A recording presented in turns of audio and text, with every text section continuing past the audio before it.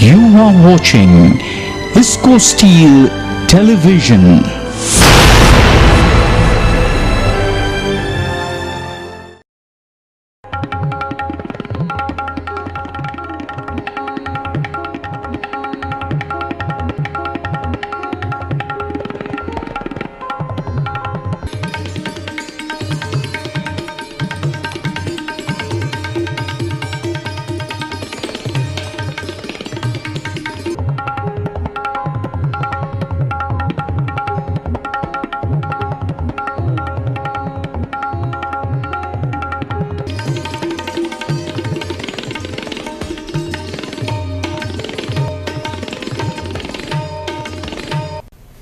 नमस्कार, आप देख रहे हैं इसको समाचार और आपके साथ मैं हूं काजल। নমস্কার, আমি স্বাগতা। আপনারা দেখছেন ইসকো সমাচার। খবরের বিস্তারিত অংশে যাওয়ার আগে দেখে নেব নিউজ হেডলাইন্স। 11 ডিসেম্বর 2013 পরিবেশ দূষণ প্রতিরোধে জনসচেতনতা বাড়াতে বার্নপুর ক্লাবে আয়োজিত হয়ে গেল বিদ্যালয় ভিত্তিক কুইজ প্রতিযোগিতা। गत 5 दिसंबर 2013 को आईएसपी के आरएमएचएस में दामोदर यार्ड के ट्रैक हॉपर में आयरन ओर लंप का पहला बीओबीएस रेक अनलोडिंग किया गया। গত 5 ডিসেম্বর 2013 ইডি ওয়ার্কস কনফারেন্স কক্ষে সিজেপিসির বৈঠক অনুষ্ঠিত হয়ে গেল। शॉप कम्युनिकेशन कार्यक्रम अपने आप में हुआ सफल।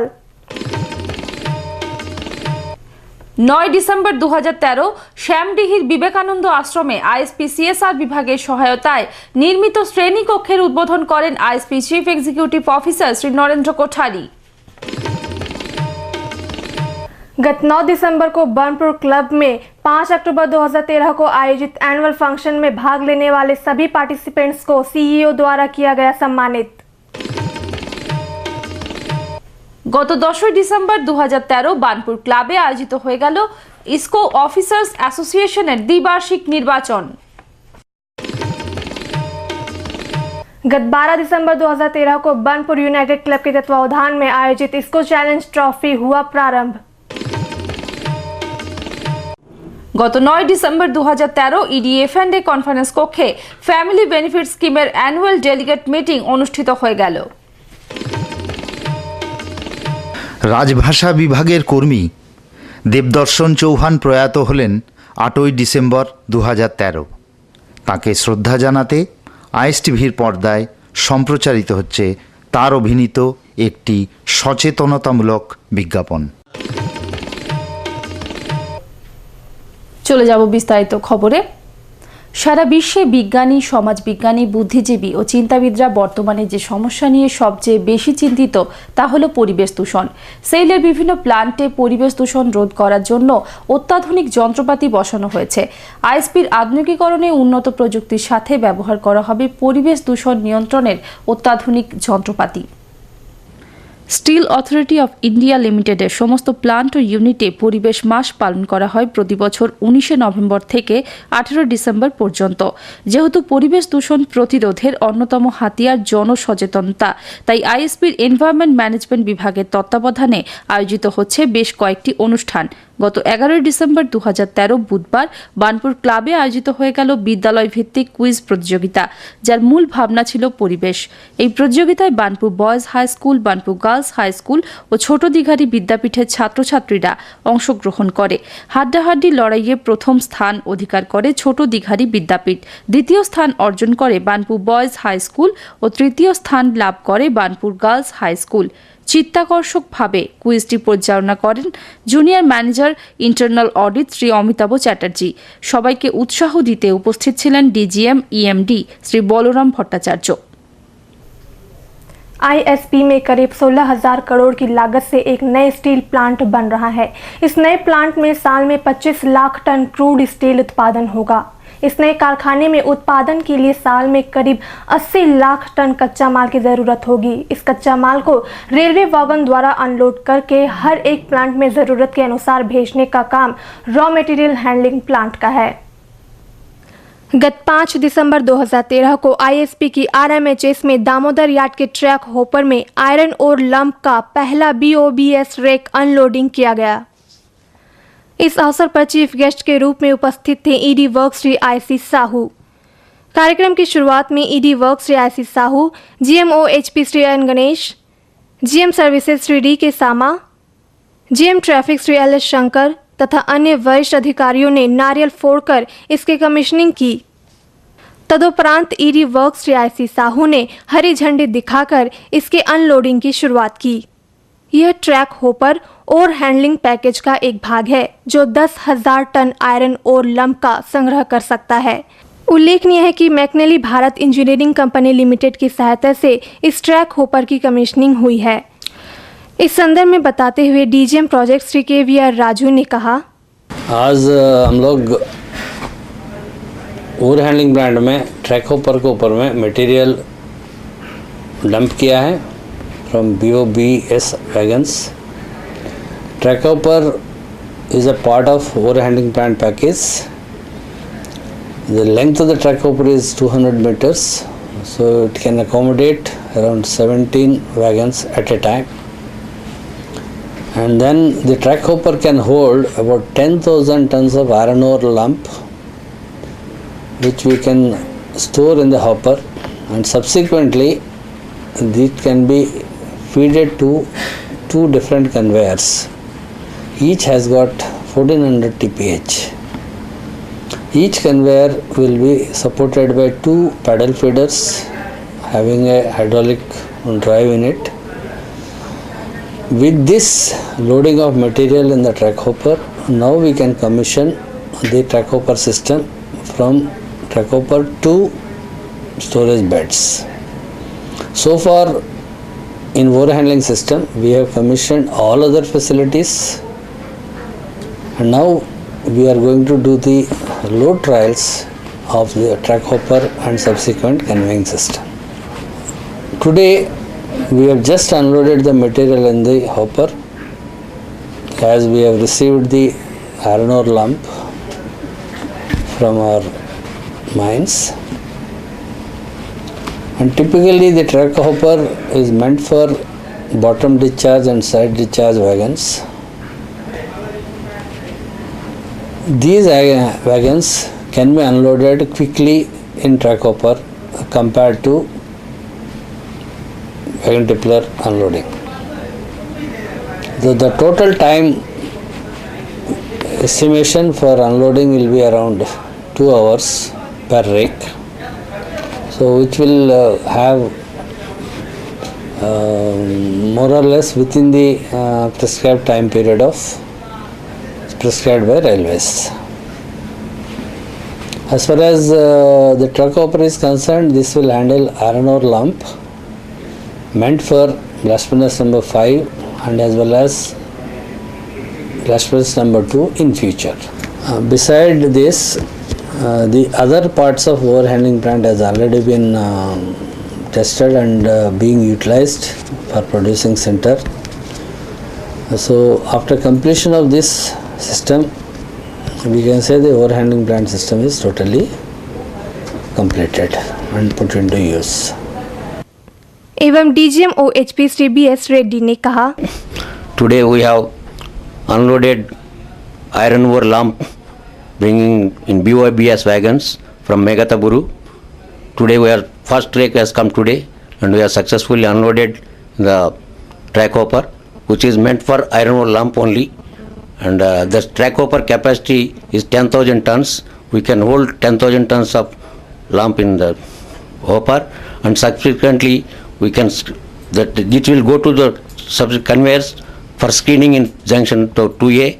After screening, lump will go to plus 10 will go to one bed and minus fraction will go to second bed. So 2 stackers will operate while screening this lump ore. The both beds will be in operation.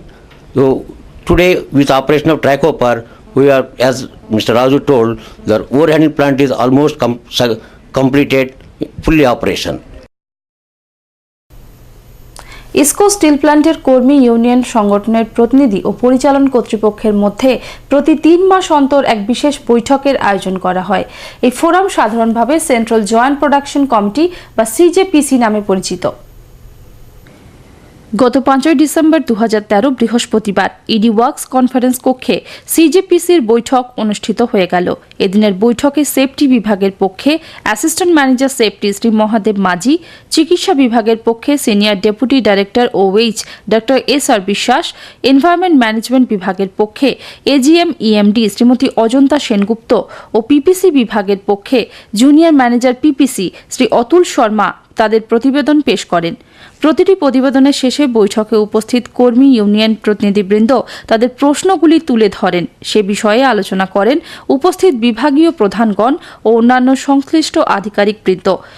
প্রতিটি প্রতিবেদনের শেষে বৈঠকে উপস্থিত কর্মী union প্রতিনিধিবৃন্দ তাদের প্রশ্নগুলি তুলে ধরেন। সে বিষয়ে আলোচনা করেন উপস্থিত বিভাগীয় প্রধানগণ ও অন্যান্য সংশ্লিষ্ট আধিকারিকগণ। কর্মী ইউনিয়ন প্রতিনিধিবৃন্দ বিভিন্ন বিষয়ে তাদের সুচিন্তিত অভিমত বৈঠকে পেশ করেন। এই বৈঠকে সভাপতির ভাষণে ইডি ওয়ার্কস শ্রী আইসি সাহু বলেন যে নতুন কারখানায় বেশ কয়েকটি ইউনিটের উৎপাদন শুরু হয়েছে, তাই আমাদের প্রথম কাজ চালু হয়ে যাওয়া ইউনিটগুলিকে স্থিতিস্থাপক করা এবং তার সাথে সাথে বাকি ইউনিটগুলির কাজ যত তাড়াতাড়ি সম্ভব শেষ করা। বৈঠকে সবাইকে স্বাগত জানান ডিজিএম পিএল এনডব্লিউ শ্রী বিকে শ্রীবাস্তব। তার ধন্যবাদ জ্ঞাপনেই বৈঠকটি শেষ হয়। हम चाहे किसी भी संस्था या संगठन से जुड़े हों, उससे जुड़े नियमों की जानकारी रखनी अति आवश्यक होती है।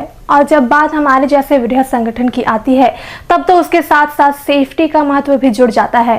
यही कारण है कि ऐसे प्रत्येक संगठन अपने अपने कर्मियों के लिए, विशेषकर नए कर्मियों के लिए, इन विषयों से जुड़े विभिन्न कम्युनिकेशन कार्यक्रमों का आयोजन किया करते हैं। गत 6 दिसंबर 2013 को EDMM के कॉन्फ्रेंस हॉल में दिशा नामक एक इंटरैक्शन सेशन का आयोजन किया गया। इस कार्यक्रम का आयोजन senior manager PL MNS Shri AK दे ने किया। इस कार्यक्रम में सभी विभाग प्रमुख क्रमशः सिविल मेंटेनेंस, वाटर मैनेजमेंट तथा टेलीकॉम डिपार्टमेंट के सभी कर्मीगण उपस्थित थे। इस कार्यक्रम में ACT व OCT के कुल 45 कर्मियों ने भाग लेकर पर्सोनल पॉलिसीज व सर्कुलर जैसे विषयों पर जानकारी प्राप्त की। यह कार्यक्रम सभी प्रतिभागियों के लिए काफी सूचना परक रहा। इस पूरे कार्यक्रम का सफल संचालन junior manager PL MNS miss Tulip Lakra ने किया। ইসকো স্টিল প্ল্যান্টের কর্পোরেট সোশ্যাল রেসপন্সিবিলিটি প্রকল্পের বানপুরের আশেপাশের গ্রামগুলিতে উন্নতির জোয়ার এসেছে। রাস্তা, আলো, জল, পরিকাঠামোর পাশাপাশি শিক্ষার প্রসারে ও স্বাস্থ্য পরিষেবায় উল্লেখযোগ্য উন্নতি দেখা যাচ্ছে। গত 9 ডিসেম্বর 2013 সোমবার শ্যামডিহির বিবেকানন্দ আশ্রমে আইএসপি CSR বিভাগের আর্থিক সহায়তায় নির্মিত শ্রেণীকক্ষের উদ্বোধন করেন ISP chief executive officer Shri Narendra Kothari. অনুষ্ঠানে উপস্থিত ছিলেন ED&A doctor N Mahapatra, GM CSR and PR Shri Rakesh Gupta, GM TS Shri Subrata Ghosh, DGM CSR Shri Somnath Ghosh সহ অন্যান্যরা। শ্রেণীকক্ষে পড়ুয়াদের সুবিধার্থে 20টি ডেস্ক, বেঞ্চও সরবরাহ করা হচ্ছে। এদিনের ভাষণে শ্রী কোঠারি বলেন, আমরা সর্বাত্মকরণের প্রচেষ্টা চালাচ্ছি যাতে করে আমাদের পারিপার্শ্বিক মানুষজনের প্রতিদিনের জীবনযাত্রার উল্লেখযোগ্য উন্নতি ঘটে। যেহেতু আমরা বিশ্বাস করি শিক্ষা মানুষকে জীবনে প্রকৃতভাবে প্রতিষ্ঠা করে দিতে পারে, তাই শিক্ষার প্রসারের জন্য আমরা নানা স্বেচ্ছাসেবী সংগঠনকে প্রয়োজনীয় সহায়তা দিচ্ছি। बहुत ही काबिल तारीफ और सुंदर है, इतना अच्छा मटेरियल, और इसके अंदर जो सेवा का भाव है सभी लोगों के बीच में, बच्चों को एजुकेशन के प्रति, क्योंकि कई बार ऐसा होता है कि पूरी सुविधा नहीं होने से लोग बीच में पढ़ाई छोड़ देते हैं, तो उनको इस तरह से कोचिंग करके, उनको सिखा के और अपने एजुकेशन में इंटरेस्ट पैदा करके उनको यहाँ पे देना बहुत ही बड़ा कार्य है जो आप लोग सब मिलकर कर रहे हैं। साथ ही एक जैसा मैं बताया मेरे को कि यहाँ पे करीब 40 गांव से, 40 विलेजेस से के आसपास में कोई भी डिस्पेंसरी या डॉक्टर की व्यवस्था नहीं है, और सभी जगह से लोकल लोग सभी तरह के जो ज़्यादा बड़े अफोर्ड नहीं कर सकते हैं, BPL कैटेगरी में, पुअर कैटेगरी से भी हैं, उन लोगों को यहाँ पे एक मेडिकल की सुविधा दी जा रही है। एक डिस्पेंसरी है जहाँ पे लोग दूर दूर से आते हैं, और जैसा मैंने बताया है कि इसकी इम्पोर्टेंस इतनी ज़्यादा है कि एक छोटी सी मेडिसिन के लिए भी लोग इतना दूर से आ रहे हैं, तो लोग उनको अवेलेबल नहीं है अपने वहाँ पे, और उसके बाद जब देखते हैं कि डॉक्टर को देखने से दवा लेके वो स्वस्थ हो जाते हैं, तो एक अच्छा फीलिंग आता है। सबसे अच्छी बात है कि किसी भी आदमी को बच्चों को एजुकेशन दी जाए, आदमी को स्वस्थ रहने का तरीका मैंने जो भी एक छोटा सा प्रयास कर रहे हैं वो बहुत अच्छा है, आगे इसको और बढ़ाना चाहिए। जैसा कि बताया कि आपका एक प्लान है कि अच्छी डिस्पेंसरी यहाँ पे बनाने का, CSR की वजह की तरह से इसी तरह के काम जो हमारा 3 मेजर है काम है कि बच्चों के अंदर एजुकेशन, कोई भी बच्चा बिना पढ़ाई के नहीं रहे, हर बच्चे को ये सुविधा मिलनी चाहिए। एक अच्छी हेल्थ तो बेसिक थिंग हर एक को हो कि बिना थोड़ा पैसे के बाद बीमार हो जाए, बहुत अपना नष्ट हो, बहुत तकलीफ हो।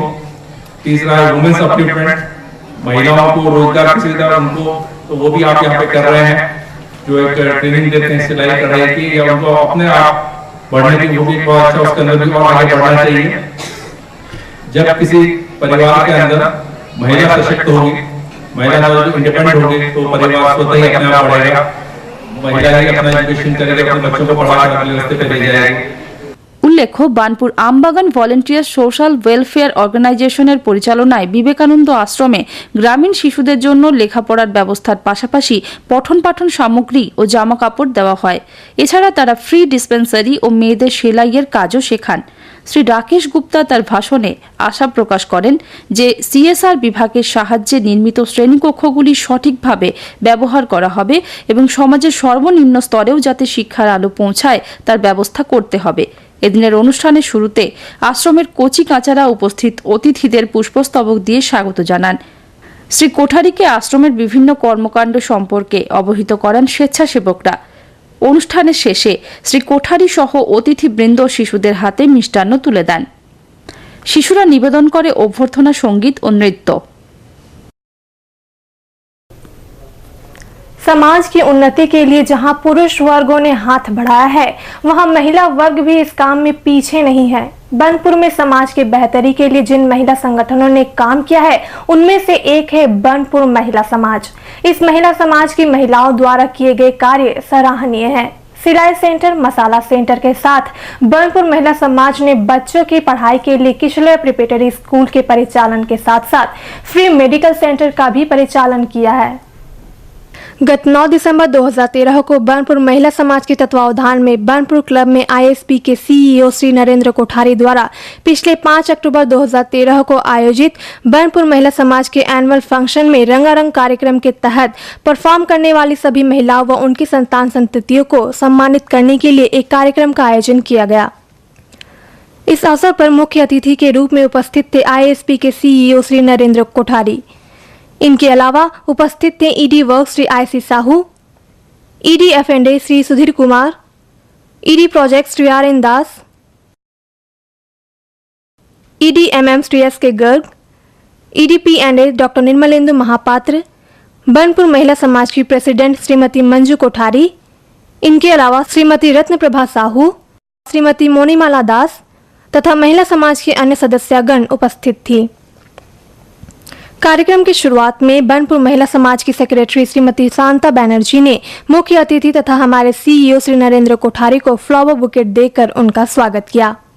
इसके बाद महिला समाज की प्रेसिडेंट श्रीमती मंजू कोठारी ने अन्य आमंत्रित अतिथियों ED work Shri IC Sahu, ED F&A Shri Sudhir Kumar, ED project Shri RN Das, ED MM Shri SK Garg, ED P&A doctor Nirmalendu Mahapatra को पुष्प गुच्छ देकर उनका स्वागत किया। आयोजित इस कार्यक्रम के कल्चरल प्रोग्राम में ISP में आधिकारिक कर्मियों के संतान संततियों द्वारा प्रस्तुत मधुर गायन ने सभी का मन मोह लिया। तदुपरांत हमारे CEO श्री कोठारी ने सभी परफॉर्मर्स को स्मृति उपहार प्रदान किया। कार्यक्रम के अंत में CEO श्री कोठारी ने अपने उद्गार में महिला समाज की प्रशंसा करते हुए आयोजित कार्यक्रम की भूरी भूरी प्रशंसा की तथा आगे भी इसी तरह कार्यरत रहने की कामना की। कोषाध्यक्ष श्रीमती अर्चना अग्रवाल की देखरेख में यह कार्यक्रम पूरी तरह सफल रहा। इस पूरे कार्यक्रम का सफल संचालन बनपुर महिला समाज की सदस्य श्रीमती बनानी घोष ने की। ইসকো অফিসার্স অ্যাসোসিয়েশন বিগত কয়েক দশক ধরে পূর্বতন ইসকো ও বর্তমানের ইসকো স্টিল প্ল্যান্টে কর্মরত আধিকারিকদের বিভিন্ন রকমের সমস্যা সমাধানে উল্লেখযোগ্য ভূমিকা গ্রহণ করেছে। গত 10 ডিসেম্বর 2013 মঙ্গলবার বার্নপুর ক্লাবে সংস্থার দ্বিবার্ষিক নির্বাচন অনুষ্ঠিত হয়ে গেল। ভোট পর্ব চলে দুপুর 12:30 থেকে সন্ধ্যে 7টা পর্যন্ত। আইএসপি বার্নপুরে কর্মরত আধিকারিক বৃন্দ আগামী 2 বছরের জন্য সংস্থার সভাপতি ও 13 জন কাউন্সিল সদস্য নির্বাচনের জন্য ভোটদান করেন। প্রাক্তন এজিএম সিএনআইটি ও চিফ ইলেকশন অফিসার শ্রী শরৎ ব্যানার্জি ও অন্যান্যদের সম্মিলিত প্রয়াসে নির্বিঘ্নে সম্পন্ন হয় ভোটদান পর্ব। নির্বাচনের ফলাফল জানা যাবে আগামী 17 ডিসেম্বর সংস্থার বার্ষিক সাধারণ সভায়। इसको चैलेंज ट्रॉफी बर्नपुर इस्पात नगरी की एक प्रतिष्ठित फुटबॉल प्रतियोगिता मानी जाती है। इसमें पश्चिम बंगाल राज्य की स्वीकृत टीमें तथा कोलकाता प्रथम डिवीजन फुटबॉल लीग में भाग लेने वाली सुप्रसिद्ध टीमें भी भाग लिया करती हैं। कभी कभार पड़ोसी राज्यों की नामचीन टीमें भी अपनी ताकत आजमाइश करने तथा इस प्रतिष्ठित ट्रॉफी पर कब्जा जमाने के इरादे से इस प्रतियोगिता में भाग ले लिया करती है, परंतु इन सब के पीछे आयोजकों का एक ही उद्देश्य रहा करता है और वह है बर्नपुर आसनसोल इस्पात नगरी के फुटबॉल प्रेमियों को एक स्वस्थ व स्पर्धात्मक फुटबॉल मैचों का उपहार देना तथा इस अंचल के उभरते खिलाड़ियों को खेल की इस विधा में आगे बढ़ चढ़कर भाग लेने के लिए प्रेरित करना। गत 12 दिसंबर 2013 को बर्नपुर यूनाइटेड क्लब के तत्वावधान में आयोजित इसको चैलेंज ट्रॉफी का उद्घाटक मैच खेला गया। यह उद्घाटक मैच बुलेट क्लब कालना तथा बर्नपुर पब्लिक फ्रेंड्स कमेटी के बीच खेला गया।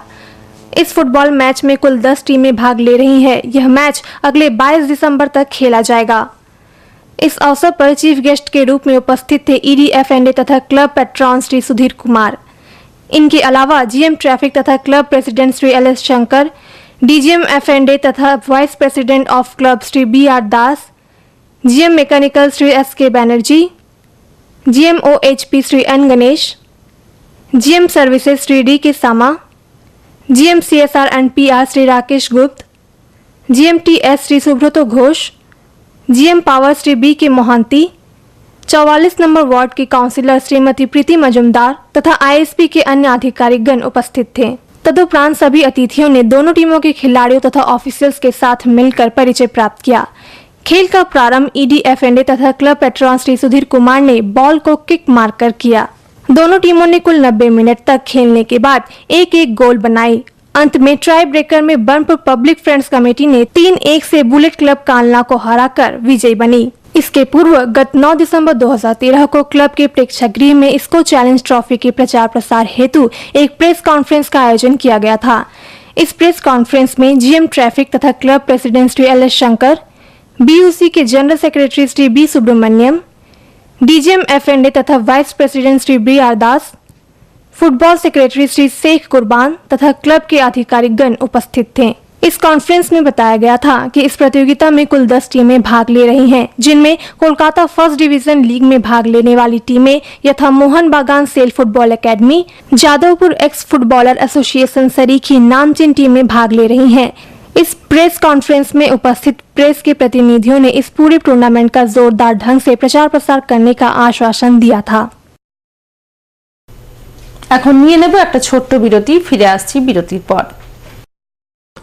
বার্নপুর ইউনাইটেড ক্লাবের ব্যবস্থাপনায় আগামী 12 ডিসেম্বর 2013 থেকে শুরু হচ্ছে ইসকো চ্যালেঞ্জ ট্রফি ফুটবল প্রতিযোগিতা। বার্নপুর স্টেডিয়ামে খেলা শুরু প্রতিদিন দুপুর 2 ঘটিকায়। ফাইনাল খেলা অনুষ্ঠিত হবে আগামী 22 ডিসেম্বর। সবাইকে সাদর আমন্ত্রণ। কর্মরত অবস্থায় কোনো কর্মী বা আধিকারিকের মৃত্যু হলে তার পরিবার পরিজনদের বিশেষ আর্থিক সহায়তা দেওয়ার জন্য 1970 সালে গঠিত হয় ডেথ বেনিফিট স্কিম, যা পরে ফ্যামিলি বেনিফিট স্কিম হিসেবে নামাঙ্কিত হয়।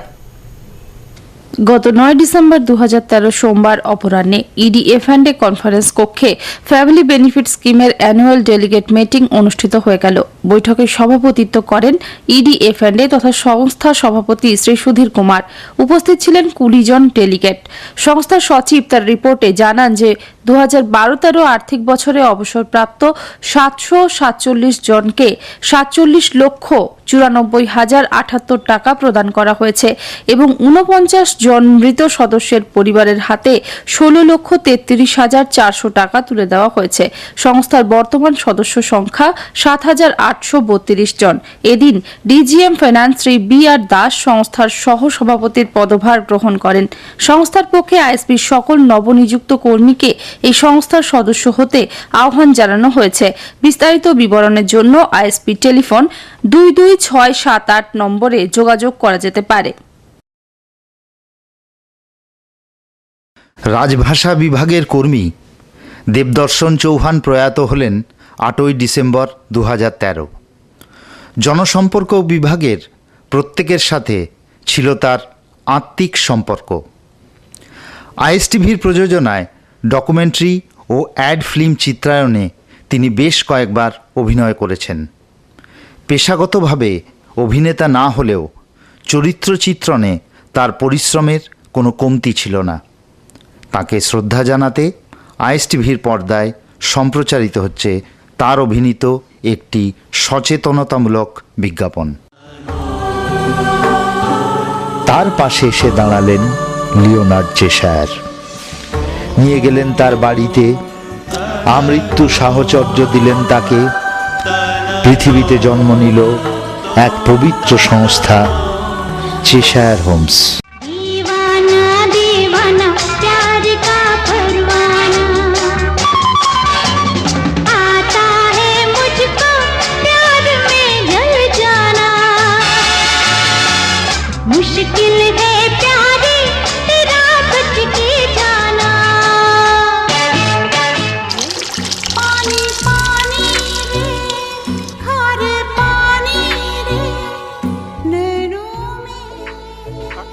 अरे सुनती हो?